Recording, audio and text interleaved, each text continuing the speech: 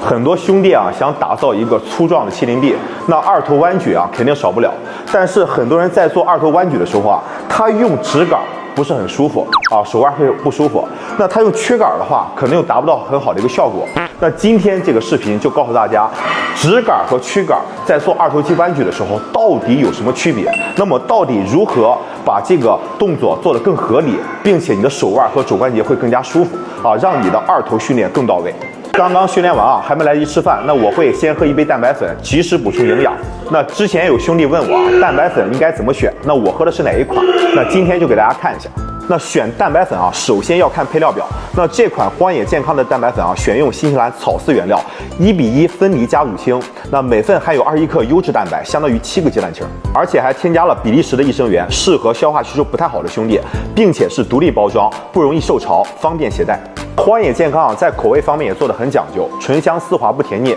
尤其是拿铁口味的，里边还添加了咖啡粉，味道很不错。那如果你跟我一样对口味非常挑剔，那这款可以闭眼入了。那关于直杆和曲杆的一个区别，首先大家要清楚啊，肱二头肌的功能。那肱二头肌功能是肘关节的屈曲，小臂的一个旋后，当然了还有肩关节的一个屈曲。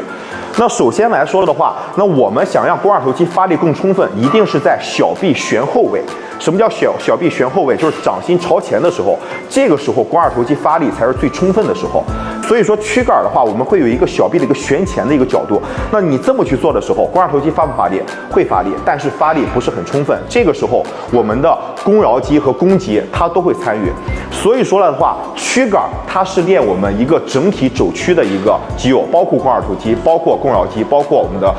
这个肱肌。所以说这3块肌肉是同时参与的。但如果你想让你的肱二头肌啊占到一个主导发力的话，其实选用直杆会更加充分，因为在用直杆的时候，小臂是一个充分旋后的一个位置。但是大家很多最基本的一个问题都掌握错了，就是什么握距。那90%的人啊，他们在做二头肌弯举的时候都是什么与肩同宽的一个握距啊，大部分的网上教学也是这么去说的啊，但是这个握距是错的。啊，你会发现你这么去做二头肌弯举的时候，你的手腕啊，尤其是手腕的后侧啊是很不舒服的，包括你的肘关节也不舒服，尤其是你的后侧的3根手指是握不紧杠铃的。那我们到底怎么样把这个动作做得更充分、更合理，才能更好的刺激你的肱二头肌啊，并且让你的关节更舒服？今天就把这个给大家去讲一下。首先来说的话，大家可以看一下啊，当我们小臂旋前的时候，大家可以发现啊，我的大臂和小臂它是不是在一条直线上？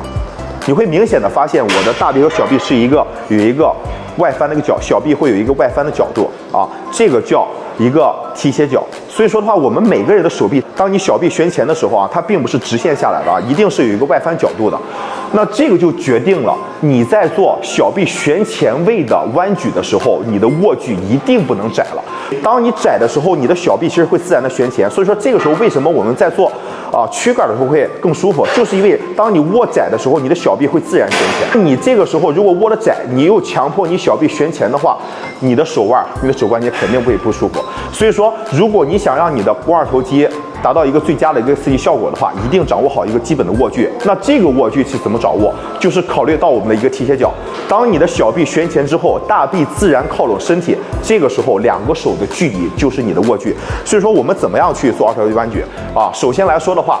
不要一下子就握得特别窄，还是那句话，当你小臂旋前的时候啊，然后让你的整个大臂靠拢身体之后，你可以发现一个握距，你的后侧的3根手指能够很牢固的抓握住杠铃，这个时候这个握距才是一个很舒服的握距，并且能够充分的肘曲加上小臂的一个旋后，而且你会发现啊，你的肘关节、你的腕关节并没有什么不适感。第二的话，我们要不要在做一个肘曲的时候再做一个肩曲呢？答案是不需要的啊。虽然我们二头肌啊有肘曲和肩曲的功能，但是大家要清楚啊，我们肱二头肌属于双关节肌啊，它有一个主动不足的一个现象，就是当一个关节的功能已经发挥出来了，那么另一个关节的功能出现受限的一个现象啊，这个就是叫双关节的一个主动不足。所以说，当我们在做肘曲的时候，这个时候你再完成一个肩曲，这个时候肩曲是三角肌前束的一个主要功能。所以说的话，这个时候张力会从你的肱二头肌转移到你的三角肌前束。所以说我们在做的时候，大臂自然下垂就可以，掌握好一个正确的握距，然后只要单纯的做一个手屈就可以了。好，这才是一个合理的一个直杠的二头弯举，会让你的手臂训练更到位。